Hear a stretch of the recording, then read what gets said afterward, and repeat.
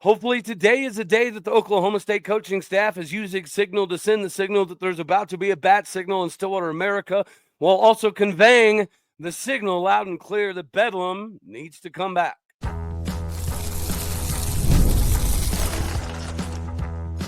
You are Locked On Oklahoma State, your daily podcast on the Oklahoma State Cowboys, part of the Locked On Podcast Network, your team every day.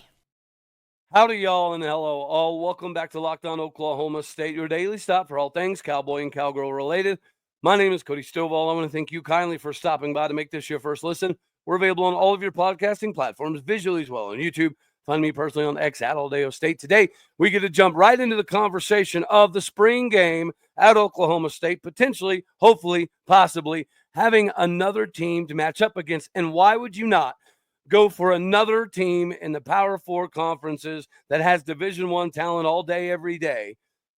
This makes the most amount of sense. And honestly, I do greatly appreciate Mike Gundy kind of changing his tune a bit here, because he has been pretty open about Bedlam not being a necessity for the foreseeable future due to scheduling concerns, and they left the conference. And I was never a big fan of that terminology being used. I think Bedlam is absolutely massive for the state of Oklahoma, not just Oklahoma State and Oklahoma University, but this goes beyond that, right? It could be UCO, NEO, Hutchinson Community College, or Friends University. At the end of the day, you just need to see your guys up against other individuals, but doing it up against likewise competition makes the most amount of sense.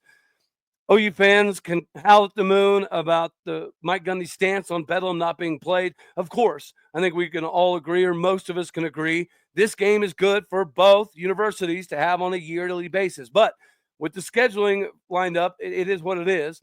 And there's no way in God's purple earth anybody can make the argument that Oklahoma State should cancel their home-and-home series with Oregons and Alabamas and the Arkansas of the world.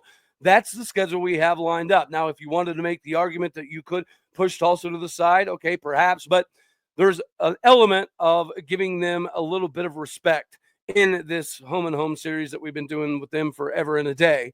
So I do think that argument is kind of difficult as well. In the future, I think it's imperative for both universities to bring this game back. Of course, OU fans are going to make the argument that Mike Gundy doesn't want to play this game because, he's scared of the competition, which historically speaking, maybe there's an argument there that makes some sense. I get that.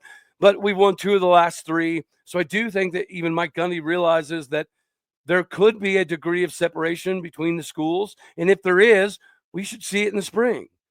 And there is going to be some, ex-conference animosity to some degree. So it would probably get a little bit too hyped up to be a full-on game. But I appreciate the thud concept. And I also appreciate the fact that for as much grief as I've given Mike Gundy over the last couple of years, at the same time, he's done things that are unprecedented. One of those being firing the entire staff, bringing individuals in that could coordinate their own sides of the field, like an NFL or SEC organization. The fact that we're hiring individual coaches for several positions, multiple linebacker coaches, multiple O-line coaches. There's a lot of things that Mike Gundy's done that are unprecedented. Bringing back the spring game, I think, is imperative after the season we just had to build up some anticipation, to add some hype behind the season. But Mike Gundy has been talking about doing something similar to a spring game against other competition for years. So I do find it kind of funny that Deion Sanders is getting touted as the individual that's kind of been at the forefront of this conversation. That's not factual and accurate. Mike Gundy has been ahead of this. He's been talking about this for a long time. He's also talked about how the spring game in the traditional format is becoming unnecessary. Now, the argument of we're not going to have it because the seats, so on and so forth, I don't get down with that. I don't buy it. But at the same time, it is back. And we've given OU fans grief because when Mike Gundy canceled the spring game, tons of OU fans were calling Oklahoma State a poverty program that was unserious about football. And yet when they do it, it's, because the game is changing, so on and so forth. The idea that any OU fan would not like this spring game thing to happen blows my ever-loving mind. Yes, OU left the SEC, or for the SEC. Yes, Mike Gundy has said openly he doesn't really want to play Bedlam again, but perhaps he's changing his tune, just like changing his tune on keeping coaches for 15, 17, 19, 20 years. Is it great if it works? Yes. But when it doesn't work, it equals complacency, and complacency can equal laziness. So I think Mike Gundy has been at the forefront of a lot of these conversations, and to some degree doesn't get enough respect for it. But why would anybody resist this? Even if you think that Mike Gundy and Oklahoma State do not want to play OU because they're scared, even if they're in that camp, would you not want to see your guys up against another Power 4 Division I level competitor to figure out where you fit in? Like the example I used earlier today on the show was Oklahoma State's defensive line last year. In the spring and the fall, they looked like they were going to be absolute nightmares for everybody in the conference. Well, turns out our O-line was just abysmal, and it made our D-line look better. So our D-line, when it came to competition throughout the course of the season, they didn't even realize they were behind the eight ball a little bit. They had a lot of ground to make up, and it just took too long to do it. And then we changed the defense somewhat halfway through the season, and we tried to do things, which you have to when you have a bad start to a year, but they didn't always work out. I think a lot of things that Mike Gundy has said over the years should garner more credit. And the fact that he is bringing this up is the best for not only both universities, but the state of Oklahoma. The spring game is largely, in my opinion, for a lot of the regional local fans that cannot have the resources to come to a bunch of games, or even to some degree have the ability to come to one game. So if you don't have a spring game, you do alienate that portion of the fan base. And OSU caught a lot of flack over the QR codes, even though other universities, especially in the SEC, were the ones throwing fits about it because they didn't come up with the idea. It's a brilliant idea, right? If you can have fans that have the capability of donating $5, $10, $15, $2, and you have hundreds of thousands of them doing that, that's huge for the individual scholarship athletes at any university. Oklahoma State was at the forefront of that. It's like Brett Yormark doesn't get enough credit for being ridiculed for talking about the private equity partnership or the naming rights. And now those same places that were condemning the actions of him being elementary in his thinking are now wanting to do the same thing. So Mike Gundy doesn't get enough credit for some things.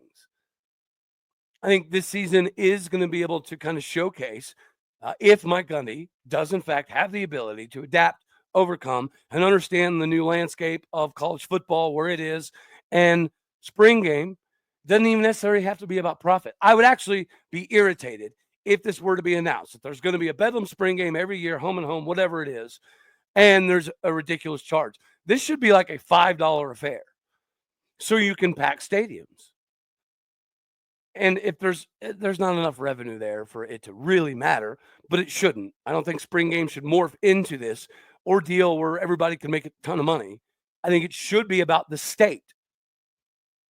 The state of Oklahoma is better when Bedlam football happens. And especially now that we've won 2 of the last 3, and it's not like the last 15 years haven't been competitive. I would guess probably 11 of the last 15 games have been within 7, 10-ish points. So even when they were winning, it wasn't like they were blowing the doors off of Oklahoma State. We can even look back to the Baker Mayfield, Mason Rudolph matchups. Those guys were doing ridiculous things on a football field, and it made it fun. This is what's good for the state. And today, if we get potentially the best news in the recruiting Big 12 lay of the land for us, especially recently, to get Caden Batman Jones, whose dad, Kawan, is an OU legend. This would be huge. This would be huge for Oklahoma State. And I think it would even validate more so why Bedlam needs to happen. I mean, you do have some crossover here already with guys like Gavin Freeman. And obviously they had Trace Ford. Now they have Kendall Daniels. That's a storyline that everybody's going to want to get excited about. I don't think there's a ton of Oklahoma State fans that have a lot of animosity for Kendall Daniels, other than the fact that hopefully OU finds a way to get him to re-engage and have some passion again. If that's the case, he has a prototypical NFL athleticism, size, body, speed, all of that. And if OU can convince him to play with a significant amount of effort, that could change things. And we would love to see that in the spring game. Same thing with Gavin Freeman. I'm sure there's some OU fans that, feel some type of way, but there's also a decent amount would like to see him have success, especially if we do not play each other on the schedule. It's an opportunity to get your guys matched up against other guys of equal competitive levels to figure out where you really stand. And so even if it's a Tulsa, North Texas, that type of scrimmage, that needs to happen because it's what's best. We're going towards an NFL, players or employees style of model. Anywho, so why not find a way to capitalize for the fan base? This should be about the fans. And if you bring Bedlam back in a spring capacity and charge $4, $5, $6, whatever, that's what's good for the state. And I would also make the argument that that could be good for building or holding on to a little bit of a rivalry for the day that it is announced that we are bringing Bedlam back as an official game. Maybe it's 8 years from now, 7 years, 9 years, 10 years, whatever it is. But if we're doing this home and home spring game, and then we finally get to have the discussion of it being a real game, the buildup makes the most amount of sense. This is about eyeballs, viewership, dollar bills, but it's also about connections with the fan base. And with the transfer portal, there's so many players leaving that it's really difficult to get in on a guy as a freshman and watch his development and see him flourish at your university 3, 4, 5 years later. Those days are becoming very, very rare. Therefore, you have to have more connections with the fans. I would imagine that this whole NIL transfer portal era has turned a lot of old school fans kind of off of college football.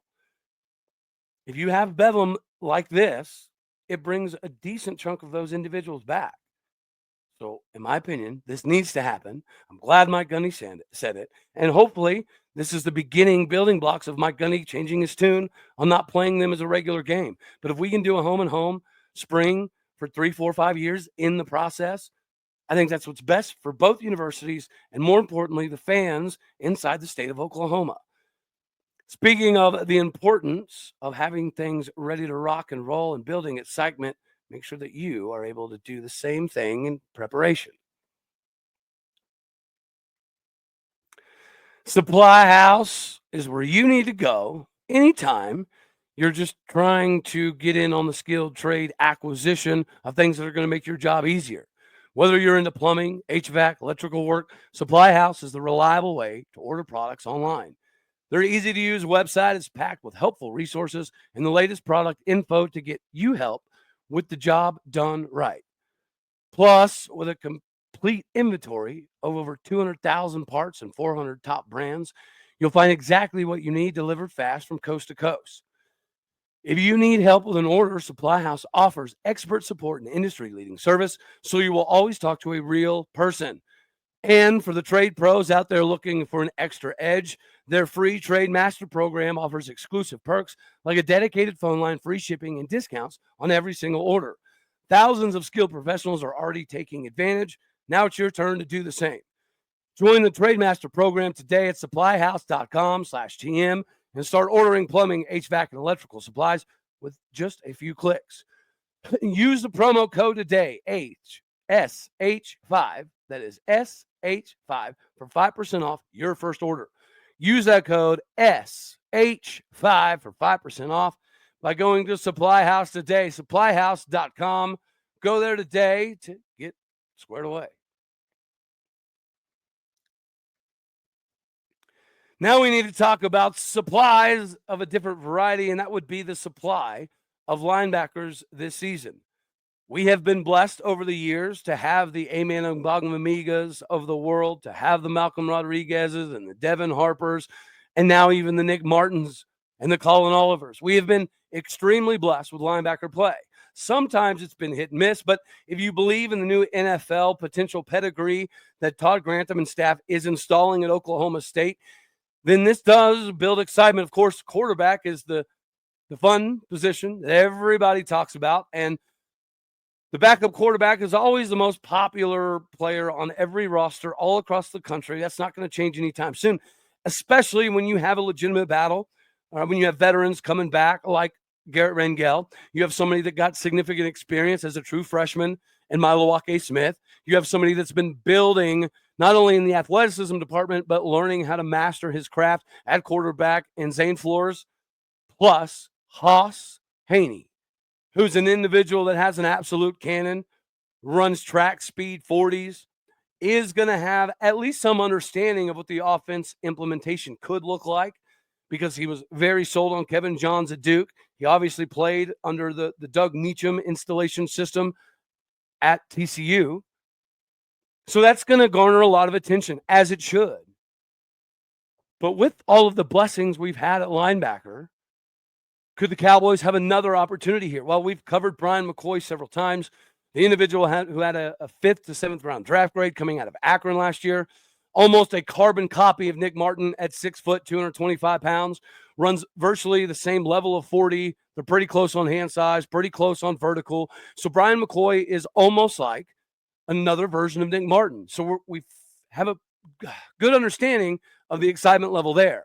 But outside of Brian McCoy, we have Brandon Rawls, who is just scratching the surface of what he could potentially possibly be, because he hasn't been playing football all that long. And he's 6 foot, 240 pounds. I think he's going to have the ability to take what he's learned at the lower level with the body by glass system, with the implementation of Todd Grantham, to find a good place on this roster. Ike Essenwoon has been the spark plug, the Energizer bunny that you want on every single roster for a couple of years now. Could this perhaps be the season where he explodes on the scene at 6 foot, 225 pounds? It's definitely a possibility. You have Trip White coming over from Ole Miss, who is a redshirt junior, so he has a couple different years, but he's 6'3", 225 pounds. So when you're talking about that almost Kendall Daniels level, prototypical size, speed, Trip White has all of that. And I think the versatility to be in on different packages, whether it be a 4-3 or a stand-up 3-4, he can complement a lot of these guys. I mean, Chance Clement's still on the roster. He's learned a lot. He's battled through a lot of adversity. He's put himself in positions to be on the field. 6'1", 210. This is a possibility. Puasa Utu. Not only has he excelled on special teams, but he's been getting some playing time, especially this previous season at linebacker. He made some plays, so he's not a complete unknown. If you're from Stillwater, Oklahoma, neither is Talon Kendrick, the 6 foot, 215-pound freshman that came over by way of Stillwater, America. Maybe he pushes. Jonathan Agumadu, 6'1", 230 pounds. I think that his athleticism and ability to not only cover the flats, get to the seams, all that fun stuff, but if he can get the cerebral side of the game down even more so than he has already, he's going to be not only a problem in the Big 12, but he could be a potential all Big 12 type of guy. When we're looking for veteran leadership to get these guys through spring and fall, no matter what happens, you're going to look at somebody like a Grant Mariball. And again, 6'1", 240 pounds out of Argyle, Texas. He has some capabilities. We just talked about Wyatt Hendrickson putting himself into the Barry Sanders of wrestling conversation. Well, how's about Justin Crutchmer, right? We remember what his brother was able to do on a wrestling mat and in the MMA. So can he take that insane ability and convert it onto the field at Oklahoma State? It's very possible to happen. It's Merrick Johnson, another massive get that has the ability athletically to do a lot of the Colin Oliver style of packaging. So can he find a way to put his hand in the dirt and get in on that style of the equation as well? If so, this could be a massive get. Friend of the show, Chris Robinson. I think he was a late addition coming out of Kilgore College. Because of the late additions and the fact that we did have a degree of separation in the linebacker room last year when it came to the training between the upperclassmen and the underclassmen, transfers, whatever the case was, perhaps the individual training that he's getting this year that the guys didn't really get last year are going to be huge for him, because he has the ability that we've seen on film to do some major things. I liken it kind of like to Xavier Benson. Then we have Gunnar Wilson. The only player that outran Gunnar Wilson every single day last year in every drill was Nick Martin. So I think he proved as a true freshman, he's got a decent amount of the athletic ability already, right? 6'2", 220 pounds. If he can continue to show what he showed last year, this season with the new staff, I don't see any way he's not on the field a significant amount, rocking the number 50. You have Charles Christopher coming in, redshirt freshman, 6'1", 210 out of Sunnyvale, Texas. He could be an individual that pushes for all of these guys to again, put themselves in a different category. We're going to have to make some cuts. It is what it is. So the competition at every position is going to be better than it's been in the years past. And this NFL model that possibly is being implemented should be able to trim the fat. And again, it doesn't matter if you're a senior, freshman, redshirt senior, they're going to play the guys that put them as coaches in the best position to be successful, because as coaches, your only real job is to put the individual kids, young men, in positions to be successful. If the coaches can do the same thing in reverse, this could be a huge year. The competition could put Oklahoma State in a different conversation by the end of the season. It is time to start drinking the orange Kool-Aid.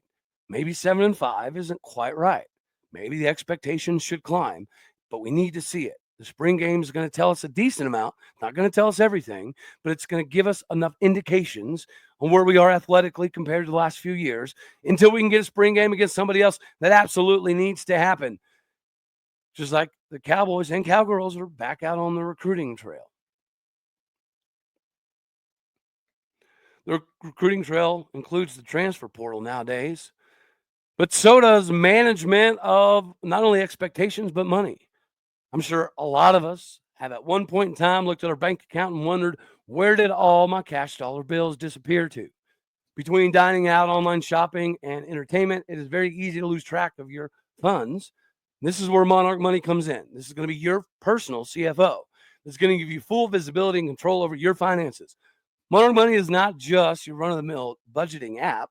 It's a complete financial command center just for you.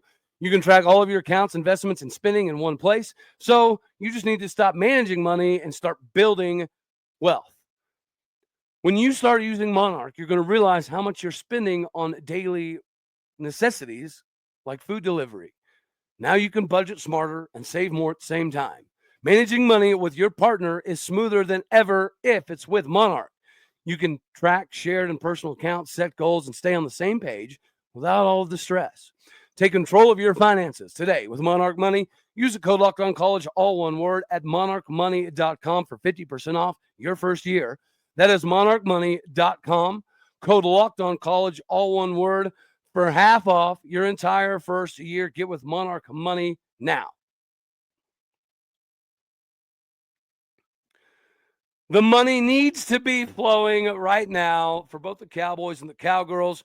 Congratulations, North Texas. That defense is legitimate. That's a good ball club. Obviously, that coach is taking his talents now to the Big 12. So North Texas seems to be a launching pad for Big 12 coaches. Hopefully this means more for Phil Forte, or hopefully he just decides to come on back home in some capacity.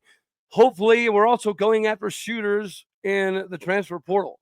One thing I will say about the Cowboys basketball season, there's no need to be disgruntled in any capacity about this year. It was a rebuilding season. We were like, 14-4 at home. Now the road record needs to get better. We had a bunch of guys that were just athletic dudes. Now we need to go get legitimate shooters. You have Mekhi Ragland coming in. You have Ben Ahmad coming in. You have Ryan Crotty coming in. But we need a little bit more of that veteran leadership that can put up shots. Guys that shot 38, 41-ish, 2% from other colleges would be beneficial and would be huge for us. Just like if he were able to land somebody like a Jalen Montanati, I think that would increase NIL dollar bills for basketball to, I don't want to say new levels, but at least the biggest levels we've had in basketball in NIL conversations. Likewise, Jacie Hoyt is going to be out on the recruiting trail and the transfer portal accessibility to try to land some big-time gets. We already did get Amar Whiting from BYU. That is a big get. But we do have to replace Tina Magasa. Praise Egarevba got significantly better as the season progressed. But the one big thing about Tenen is when she's not in foul trouble, she changes the way an offense can get in the lane. So the Cowgirls, we have some shooters. We have some individuals like Jaden Wooten who can man the point and distribute the ball effectively and get buckets when necessary. So you get more shooters. You're pretty comfortable there. I'm hoping that we go after more rebounding. So Cowboys, Steve Lutz proved that you can win. He can win. He can protect Galgarava, turn it back into a place that teams feared coming. So if he can get a big boost in recruiting, he's going to start to dispel some of the myths that he maybe is good at X's and O's, but can't bring the horses into the pasture or into the barn. We shall see. I don't think we doubt Jacie Hoyt's ability to do that. So hopefully she's going after some rebounders, because that absolutely killed us in the NCAA tournament. But she could learn, just like year one. We were up her first year as Cowgirl coach a couple years ago. We made the tournament, and we had some success. And then we faced Miami, and then we're up by like 18, 19, 20-ish points or whatever at halftime. And then they come out full court press the second half, and Jacie Hoyt just didn't seem as though she prepared a team to handle it, cost us the game. It almost appears as though there was almost some strategic nature in getting back in this previous loss, as opposed to banging on the boards. But you're not going to win hardly any games against anybody if you're giving up 50 rebounds. So hopefully, that is something that Jacie Hoyt is realizing, because Tenda Magassa did provide a ton, but it also showed us that there's still some deficiencies that we could clean up. Get some defenders, get some rebounders, put some ladies down in the block to go get the rebounds and practice it. We should be fine. And the same thing with Steve Lutz. I don't understand the argument of people saying, and it's obviously probably not many, but there's going to be some people that say we did not perform well. You protected Galgrava. If he can recruit, he's proven a lot. He's done better in Boynton already. The only thing he hasn't done Boynton level is recruit. But now he has the capability to do so, behind the message of, I'm going to be a few days late because we are competing in postseason play. The NIT, not the NCAA tournament. But if you'd have told me before the season that we were going to not only make the NIT, but we were going to win a couple games in it and make it to the NIT Elite Eight, I'd have said it's probably crazy. The expectation of making the NIT in Steve Lutz's first year, I think that's somewhat reasonable. But the NCAA tournament, I didn't see it happening. If he can bring in some shooters and Jacie Hoyt can bring in some rebounders, both squads should have a different conversation next season. So instead of Oklahoma State making the NIT next season, we need to make the NCAA tournament. The Cowgirls, they need to make a run at the tournament and just learn from the things that have been somewhat problematic. She learned from the Miami situation and her first NCAA tournament with the Cowgirls. Now I think she'll have the ability to learn from this. She's a phenomenal coach. She's a phenomenal recruiter. She builds insanely good relationships. So we're in a good spot. Hats off to North Texas. They have a pretty good ball club. And hats off to the Houston Cougars, the BYU Cougars. There's still a shot, Arizona, for the Big 12 to kind of make some things happen in the Big 12 tournament. Speaking of, the NCAA tournament is here, and so is the Bracket Breakdown. Locked On Podcast Network and Amazon Fire TV channels are teaming up to deliver NCAA tournament coverage like never before. Watch studio shows featuring former players and Locked On's local experts as they guide you through every upset, buzzer beater, and bracket matchup. Stream it all for free on Amazon Fire TV channel. Search Bracket Breakdown to see it all for free. It's your team every day. Oh, Iowa State just destroyed my bracket. I'm still partially, no, I'm pretty upset about it. All right, I rocked with the Cyclones, and it didn't work out. But on the other side of the bracket, right, I think Houston still has the capability to make a good size run. BYU's been an awesome story so far, as has Arizona. KU was obviously a little bit disappointing. Baylor, to some degree, the number behind the loss, a little disappointing. But at the same time, I think the Big 12 has kind of presented itself very well thus far. And we've still got some capabilities here. So I'm excited to see what happens. And I'm excited that you were able to stop by here. That's all we're going to have for this one. As always, God bless. Go Pokes. Thank you for tuning in to make this your first listen here on Locked On Oklahoma State, because you could be anywhere. More importantly, hit the like button, share, comment, and subscribe. My podcast people out there, you are everything that makes this thing turn. Do me a favor. Do what you do. Hit the stars. Leave a review. All righty, y'all. We're out of here. Later, taters.